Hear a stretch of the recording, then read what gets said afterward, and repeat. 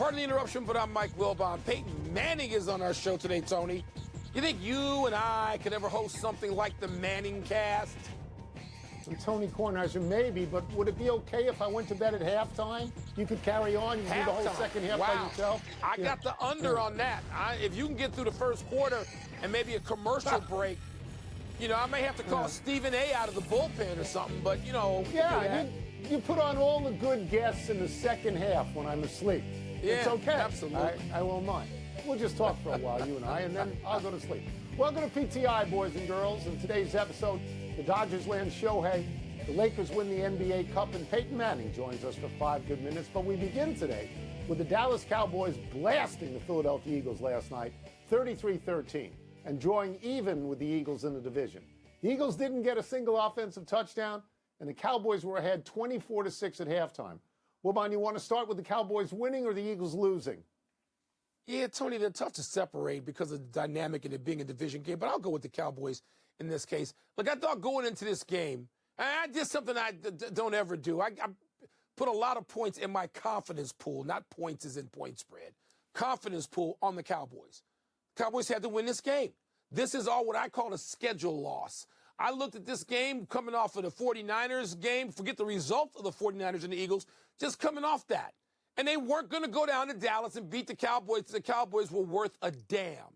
And the Cowboys are different. I'm not going to say it's different yet. We'll see if it's different for the Cowboys. We'll see in the playoffs because that's where they've had their struggles, not in sort of early to mid-December. But the Cowboys did all the things. They got an MVP performance continued from Dak Prescott. They controlled both lines of scrimmage, which the Eagles did last year. They didn't let the Eagles bully them, which the Eagles did last year. So I'm going to go with the Cowboys. I'll start with them. And I don't know where you want to start, but I give them credit. No, I like the fact that you call it a schedule victory. I'm with you on the schedule. Here are the Eagles' most recent 4 games. At the Chiefs, the Bills, the 49ers, at the Cowboys. That's a brutal stretch, Mike. The fact that they went 2-2 is pretty good. It gets easier for them. They're at Seattle, then they get Giants, Cardinals, Giants. Gets much harder for the Cowboys. At Buffalo, Giants at Miami, twice. Lions, and at Washington, which they'll win. So the Eagles are still in position to win the division. But make no mistake, and here's where you're most right. Make no mistake about this. The Cowboys did everything that a contending team is supposed to do. They pounded the Eagles. All right? They did. They did that. If you want to, you have Dak Prescott now in his last 4 games, has 11 touchdown passes and no interceptions. In his last 5, has 15-1. He's playing like an MVP. You could say going into this game that all the Cowboys do is beat up on bad teams. But the narrative changes when they beat the Eagles, are a very good team. They crushed them. The narrative changes. They did, Tony. And I just, I'm always amused because people who are really smart people and know a lot more about this particular topic than I do, they act like things don't change in the coming weeks. It's like we've all gone college football right now as people start saying September 10th. Well, if they run the table, as if the Cowboys can't stumble. The Cowboys have some games coming up. Let's see. That's right. I'm not gonna pronounce them yet. I'm not gonna crown them. Thank you, Dennis Green. Not yet. Not me. Let's move to the flag that sent Patrick Mahomes into a fit yesterday. An apparent go-ahead touchdown against the Bills that featured Travis Kelce throwing that brilliant backward pass to Kadarius Toney was wiped off the board when Toney was penalized for having lined up in the neutral zone, which he did clearly. Mahomes had to be restrained on the sideline. The Chiefs, they're crying they got robbed. Tony, you see it that way?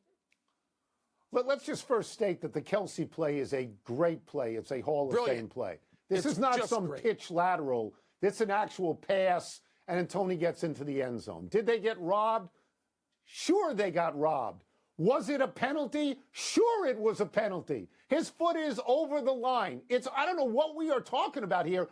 Referees are supposed to call infractions and level the playing field. Mike, you can't pick the flag up just because it turns out to be a great play. You can't do that. I understand completely why Patrick Mahomes and the rest of the Chiefs are angry and frustrated and think this happened to them. Well, I know I do, but it was a clear infraction, and so this sounds a little petulant, and it sounds a little entitled, and they're at home, and they should have more than 17 in the fourth quarter anyway. They should. Yeah, and I called you yesterday like I called you the last 2 weeks, and I said the Kansas City Chiefs are champions. Behave like champions, not petulant little pooches. I'd like to use another word. So the Kansas City Chiefs, that was a penalty. It wasn't close. Yeah. It was a penalty. No, yeah, so in other words, you're going to get angry at the referees for making the right call. You're going to call out the NFL because its referees got it right. All right? You guys can't score. Your offense is broken on one level in the context of you got the best quarterback in the game. You got the best offense we've seen over the past couple of years, and you're scoring 19 and 17. I know that would have been 24, but it wasn't. So shut up with the whining, go back to work, and beat somebody. And now to baseball, where Shohei chose to stay local. Ohtani is leaving the Angels for the Dodgers in a contract worth a reported $700 million over 10 years. Tony, what do you make of the team Ohtani chose and the amount that team is paying him? No, I think Ohtani absolutely chose the right team. He chose a team to get into the playoffs. He hasn't been to the playoffs at all with the Angels, and he knows one person, him, as great as he is, he can't, in baseball, you can't get a team to the playoffs by yourself. The Dodgers haven't been out of the playoffs since 2012. I don't know why he would have considered any other team, honestly. In terms of the money is enormous. It's hard to grasp. 4 years ago, the Philadelphia Phillies gave Bryce Harper the largest contract in the history of baseball. It's $330 million. This is more than double that. This is a wage-busting contract. Interesting, though, Mike, I had Jeff Passan on the podcast this morning, and he said it's deferred money. A lot of it is deferred money down the road. And Ohtani said to the Dodgers, look, take your current money and make sure that you can keep this team strong. I think he did the right thing. Me personally, if they win 2 or 3 World Series in the next 6 to 8 years, it's the right move for everybody involved. But, Mike, you know this. This is not basketball. It's not hockey, and it's not quarterbacks. One guy in baseball cannot deliver a world championship. Can't. No, we talked about this on your podcast this morning about the phrase franchise altering. It isn't. It is. You alter a franchise when you win. In a baseball player, it's really, really, really, really difficult to do that. Impossible. Also, it's not. He hasn't been a franchise-altering player. He's been a great player. We presume he will continue to be a great player. I'm going to annoy you for a second, and I'm going to give a shout-out and some credit to the owner of the Dodgers, Mark Walter, who doesn't make a spec. Yes, he is. He's a wildcat and a trustee at Northwestern, and yes, a friend. And Tony, he doesn't make a spectacle of himself. He doesn't say stupid things 3 or 4 days a week. He doesn't act privileged. People don't even know who he is. He bought the Dodgers. He spends whatever's necessary to keep the Dodgers in that place you just mentioned. And the Dodgers are, even though they don't win every year the World Series, they're atop the sport when it comes to trying every year. And he did it with Ohtani. My only question here, Mike, is what? My only question is, what if he can't pitch? Is he really worth $30 million more per year than Aaron Judge if he can't pitch? If he can't, don't you think in Southern California he'd be worth that? Maybe in that market. I don't know. Right? $70 million a year for a hitter. It's a lot. Of money. I think he's worth it. The NBA concluded its in-season tournament over the weekend. The Lakers thumped Indiana in the finals in Las Vegas. LeBron James was named MVP, even though Anthony Davis had 41 points and 20 rebounds in the final. Wilbon, you were there. Is the Lakers winning this thing a big deal, a little deal, or no deal at all? Tony, it turns out to be a big deal, and a big deal for certain parties more than others. The irony is I don't think it's all that big a deal to the Lakers.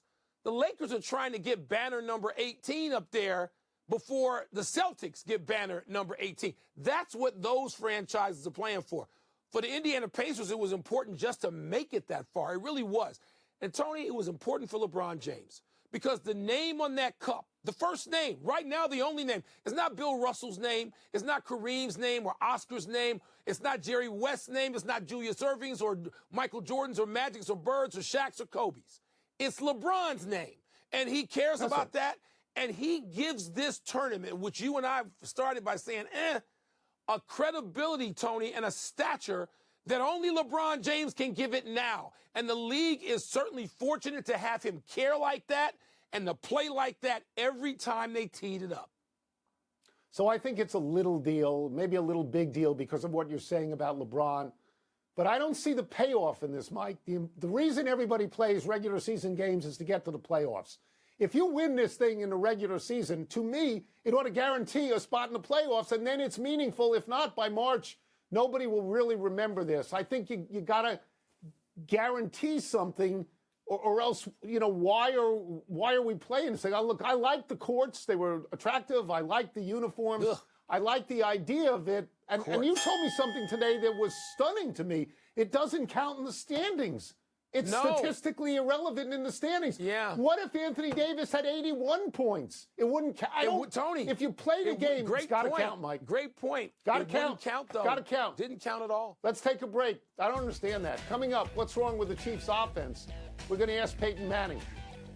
We'll also ask him for his thoughts on Joe Flacco's success, moderate success, with the Browns. Tony, the league got it right. I was wrong. The NBA... No. Pardon the Interruption is presented by Great.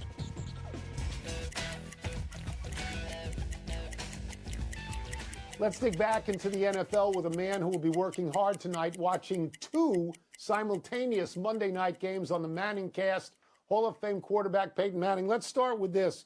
When you look at the offensive struggles of the Chiefs lately, do you see the problem as play calling, which of course Wilbon does, or do you see it as a personnel problem? And if you were Patrick Mahomes, you played that position so brilliantly, what would you do about it? Well, I can say on behalf of all Broncos fans, we're glad the Chiefs are having offensive problems. It's been a while. Listen, I still don't think you want to play the Chiefs in the postseason, right? With Patrick Mahomes there, my guess is they will get things right when it counts. There's no doubt when you change offensive coordinators, there's going to be adjustments. There's going to be struggles, right? I think Eric Bieniemy did a heck of a job during his run there with the Chiefs. So there's definitely going to be some change there. Look, they have receivers. They've had a case of the drops. I think Patrick Mahomes has been incredibly patient. You sort of saw some of the frustrations boil over yesterday with the most famous offensive offsides penalty of all time. I think they should change that rule that if they're going to call that, just blow the play dead, Tony, so we don't see what would have happened, right? That was probably the shame of the whole deal. But look, I still think that they're an extremely tough team to beat. I think, Mahomes to Kelsey, they can beat you any given time. So I appreciate how patient Patrick has been. He has not blamed anybody else. He has not thrown his receivers under the bus. He's been a good leader, and I still see them being a tough team to beat come January. All right, we'll get off the Chiefs for a second and move to the Lions, Peyton, where Jared Goff said after losing to my Bears yesterday, it's a reality check and it's okay. Feel like a reality check from what you saw, Peyton, or do you think it's a little bigger than that? Yeah, it's funny. They're a hard team to figure out. Denver goes there this Saturday. It's a pretty pivotal game for both teams.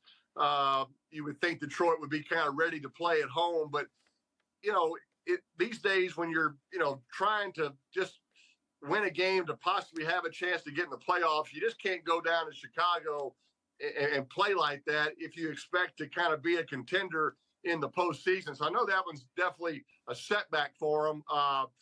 I like Jared Goff. I'm a believer in him. Obviously, everybody's looking for more consistency from him, which I think he can deliver. I still think they're going to be a team that's going to be in the playoffs, and if they can get a home playoff game by winning the division, what an incredible accomplishment that would be. I think they'd be a tough team to play at home. I take full credit for Detroit's kind of turnaround because me and Jeff Daniels went and broke the curse of Bobby Lane that has existed for over 50 years. So I feel like somewhat a part of it.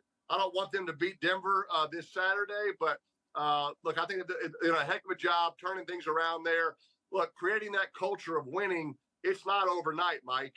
Detroit has not been winning for a long time, and so a couple steps forward, a couple steps back, you're going to have some of that. I think Dan Campbell's done a heck of a job. We will get you out of here with a quick question for you, or a quick answer anyway. 38-year-old Joe Flacco led the Browns past the Jaguars. He's actually had two pretty good games, though he didn't win the first one. Why do you think he's been successful, Peyton? I'll tell you, it's been impressive. I watched that game against Jacksonville yesterday. Joe Flacco never sweats. I mean, he is as calm in the fourth quarter of a, tight ball game as he is in the preseason warmups. I mean, he's just smooth. He's always in control.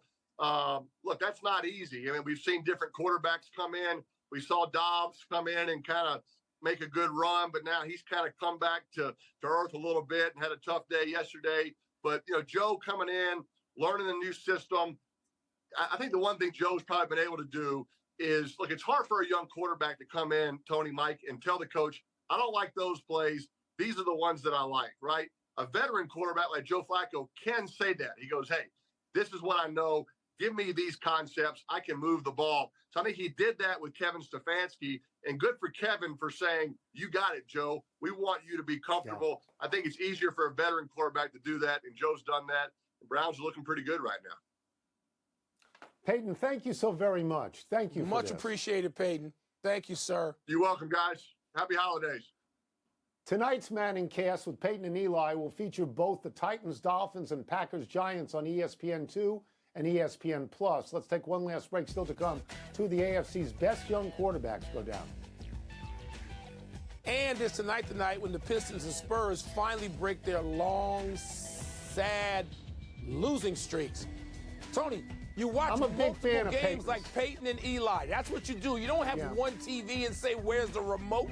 Like you're doing 1950s Ralph Cramden style. You got to watch multiple screens. Okay. There was no remote when Ralph Cramden was watching TV. Yeah, the remote was not invented when Ralph Cramden was watching TV. But I am a big fan of Peyton and Eli. I like that show. Yeah. Do like that show very much. It's awesome. The Interruption is presented by Grey Goose. Vive la vodka. Please sip responsibly. Part of Happy Hour. Happy time, people. Happy 26th birthday, Matthew Tkachuk. Fabulous nickname, the Rat King. Tkachuk was probably the biggest star in the NHL playoffs last season as Florida went from the 8th seed in the East all the way to the Stanley Cup final before losing to Las Vegas. Tkachuk had 11 goals and 13 assists in the playoffs. Tkachuk's brother Brady plays in the NHL, as did their father Keith. Tkachuk was in the top 10 in points both last season and the season before. And Tony, his team is up there. They're in third place in the Eastern Conference. They're in a decent position at this point of the season. Happy anniversary, Bryce Young. On this day 2 years ago, the Alabama sophomore quarterback became the fourth Crimson Tide player to win the Heisman, all coming during the Nick Saban era. Devontae Smith, Derrick Henry, and Mark Ingram Jr. preceded Young. This year's winner is also an SEC quarterback, Jaden Daniels of LSU. Young became the #1 overall pick in the NFL draft by the Carolina Panthers, and he has had to adjust to heavy losing this year. Tony, Jaden Daniels had a great season. I think it may be the first time in my life I never saw the Heisman Trophy winner play a single game all season. He's got to be the least known. His numbers are known. His performances are known. But he wasn't out there. He didn't see, did you see him play? I did see him play. I did. So I got that on you. Happy trails to C.J. Stroud and Justin Herbert. Stroud, my one TV screen like Ralph Cramden. Stroud, the presumptive rookie of the year, was knocked out of yesterday's game with the Jets in the fourth quarter when Quinnen Williams drove him into the ground. The Houston quarterback, who entered the game leading the NFL in passing yards, is in concussion protocol. His status for the Texans game against Tennessee is unknown. Herbert, the Chargers' highly regarded quarterback, left his game against Denver yesterday in the second quarter with a broken index finger on his throwing hand, and Herbert's status for Thursday night's game at Las Vegas is similarly unknown. Tony, I also want to note the tragic passing of former University of Maryland and Titans tight end Frank Wycheck. He was part of the Music City Miracle, and ironically, that pass play that we're talking about today, Wycheck was part of a play that, goes down in history. It's just sad to see him pass away like this in his early 50s. Do you know, Mike, I never would have thought of this had there not been a crawl on the screen that Wycheck had passed away. Yeah. I would have allowed Kelsey's play to just be Kelsey's play, but it immediately flashed through my mind the similarities of that play. We are running out of show and we go to the big finish. The Vikings benched Josh Dobbs in their 3-0 win over the Raiders. Your thoughts? Oh, so that result was Dobbs' fault? You should have benched all 106 players, or however many played. What? Dobbs? The Indiana Fever won the first pick in the WNBA draft for the second straight season. What does that mean, Tom?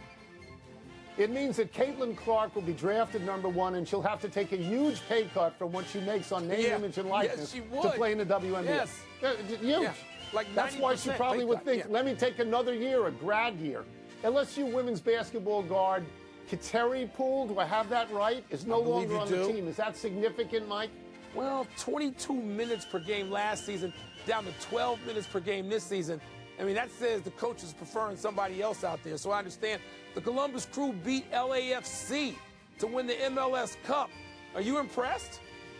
Yeah, it was in a terrible rainstorm. Yeah, I was. Last one, Pistons and Spurs try to break their losing streaks tonight. Do you like their chances? You know, Tony, the Pacers are at the Pistons. The Pacers who were just in this Cup game, but it's like a trap game. The Pistons have lost 19 in a row. That could be a trap game. Spurs are going to lose in Houston, but I feel for the Pacers a little bit in Detroit tonight. A lot of time. We will try and do better the next time. Happy birthday to my sweet Babu. Oh, wow. Happy birthday. I'm Mike Wilbon. Same time tomorrow, Knuckleheads. And now to get you set for Monday Night Football, here's Scott Van Pelt and the Countdown Crew.